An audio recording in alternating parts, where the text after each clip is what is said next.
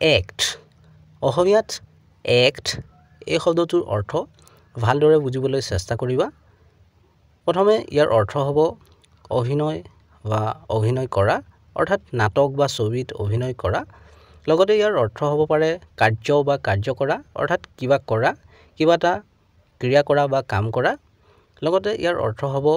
আচৰণ অৰ্থাৎ বিশেষ ধৰণে আচৰণ কৰা আৰু লগতে ইয়াৰ অৰ্থ হ'ব পাৰে আইন অৰ্থাৎ এখন চৰকাৰে বনোৱা আইন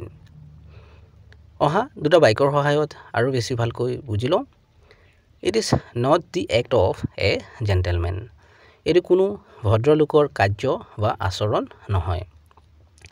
দি act allows police to detain a suspect for up to 48 hours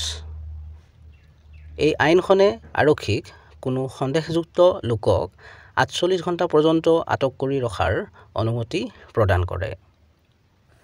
চেনেলটো ছাবস্ক্ৰাইব কৰি ল'বা কাৰণ এনে ধৰণৰ ভিডিঅ'বোৰ ইয়াতে পাই থাকিবা